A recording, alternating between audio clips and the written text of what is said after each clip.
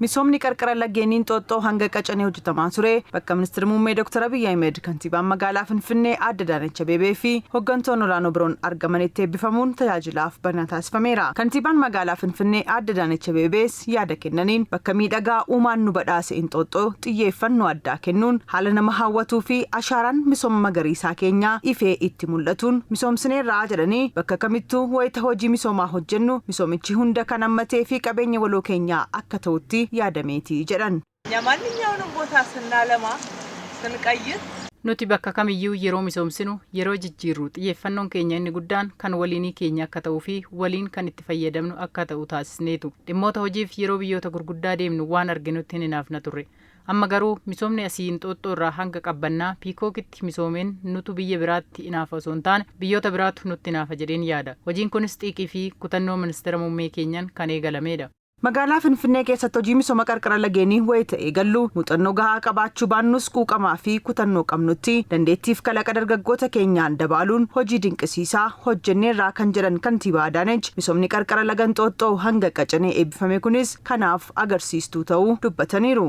የወንዝ ዳርቻ ልማት ብዙ ልምድ አልነበረንም ግን misooma qarqara Laggeenii irratti muuxannoo hedduun sin qabnu turre garuu fedhii qabna biyya keenya misoomsuuf xiiqii qabna cichoominni jira kanaaf teknoolojii ammayyaa fayyadamuun dargaggoota keenya ciccimoo arkitekcherii fi dandeettii addaa qabaniin waliin ta'uun hojjenne kan hojjetame kun hundi harka dargaggoota biyya keenyaan kan hojjetameedha bagayyuu ofii keenyaa hojjenne edaa humna hojjechuu danda'u qabna akka jennu nu taasiseera fiixee Inxooxxoo irraa hanga Qacaneetti misooma hojjetame kana keessatti lafti daandii biskileetti kiiloomeetira 22 kan uwwisuudha daandiin lafa deemtotaa kiiloomeetira 22 kan uwwisu yoo ta'u riiqicha namoota gamaaf gamana jiran walitti fidu riiqicha lafa deemtotaa 7 walumaa galatti naannoo kana keessatti riiqicha 11 lafa deemtotaaf oolu hojjetameera. Gaaffii hawaasa naannoo Qacanee kan ture daandii konkolaataa kiiloomeetira 6.4 mijataa ta'e ijaaruun daandiiwwan biroo waliin walitti finneerra.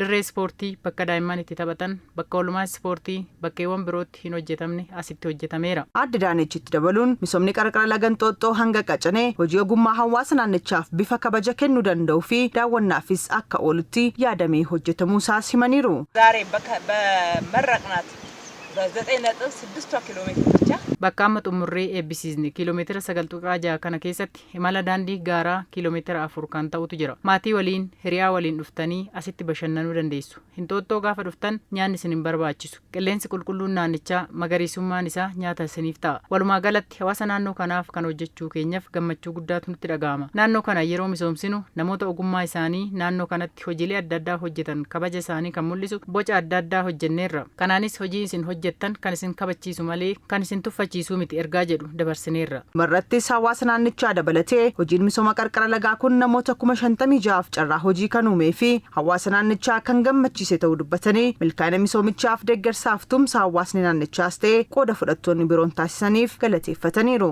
በኢኮኖሚ ዝቅተኛ ማህበረሰብ የሚኖርበት አካባቢ ነው።